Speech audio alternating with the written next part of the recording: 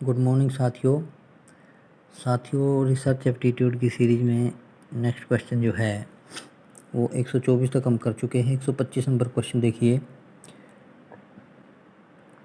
यदि शोध का फोकस एक उस विद्यालय में सुधार लाता है जिसमें विद्यार्थी प्रतिभागी और शोध पर्यवेक्षक शिक्षक हैं, तो इस तरह के एक शोध को किस रूप में नाम दिया गया। देखिए, ये जो क्वेश्चन है इसमें लिखा गया कि यदि शोध का फोकस एक उस विद्यालय यानी जो रिसर्च कर रहे हैं उसका फोकस उस स्कूल में है, उसमें स्कूल में सुधार इम्प्रूवमेंट लाता है, जिसमें क्या है, जो रिसर्च कर रहा है प्रतिभागी स्टूडेंट वो भी और जो उसका सुपरवाइज़र या गाइड है वो एक ही स्कूल में है, तो इस तरह के शोध को किस रूप में नाम दिया गया है।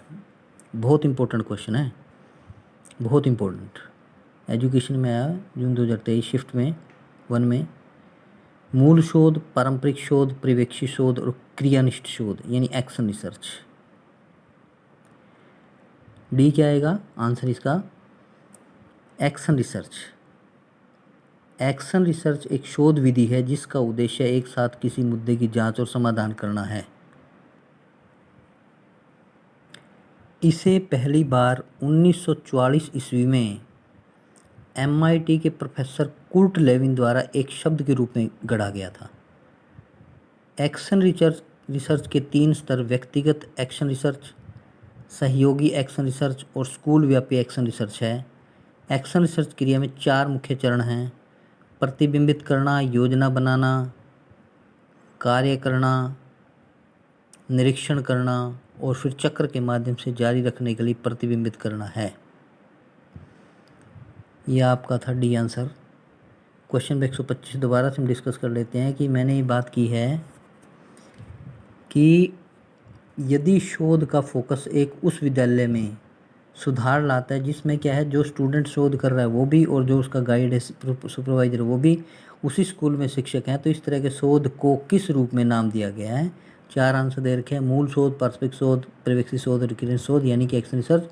तो एक्शन रिसर्च है, और ये शब्द जो है पहली बार 1944 ईस्वी में, ये आपने ये जो जितना भी मैंने पढ़ा है ना एक्शन रिसर्च का, कुर्ट लेविन है और ये 1944 ईस्वी में MIT का प्रोफेसर, सारे आपको जो है बहुत इंपॉर्टेंट है ये टॉपिक और ये आपको करना चाहिए। इसके बारे में आपको जानकारी होनी चाहिए, एक्शन रिसर्च क्या होता है उसके बारे में जानकारी होनी चाहिए, तभी आपको क्वेश्चन। आशा करता हूँ ये क्वेश्चन आपको क्लियर हो गया होगा। मैं यही कहता हूँ कि जो NTA के आगे एग्ज़ाम चल रहे हैं आजकल, उसमें ये जो पिछले क्वेश्चन आते हैं ना, पिछले रिसर्च क्वेश्चन पेपर में आपको जो मैं करवा रहा हूँ, इन्हीं में से क्वेश्चन निकाल के देते हैं, तो इसलिए थोड़ा सा इनको अच्छे से किया करें भी एक्सप्लेन जो किया हुआ है। इसके बाद नेक्स्ट क्वेश्चन की ओर हम बढ़ते हैं। 126 नंबर क्वेश्चन। एक शोधकर्ता शोध प्रश्न को डैश रखना चाहता है: गुप्त, सुव्यक्त, अंतर्निहित, अस्पष्ट। अब इसका आंसर है सी।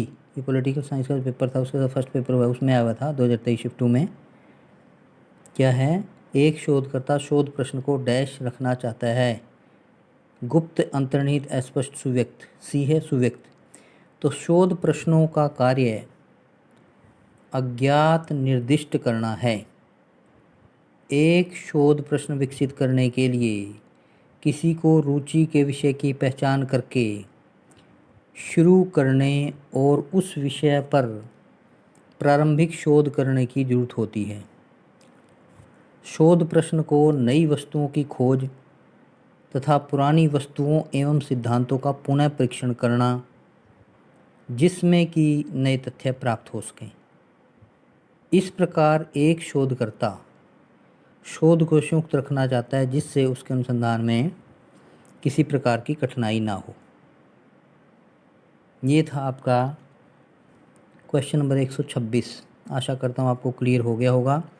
बने रहिए मनोहर ऑनलाइन एकेडमी के साथ। Thank you all. मेहनत करते रहिए भाई, मेहनत ही सब कुछ है, फल ज़रूर देगा भगवान आपको। Thank you very much.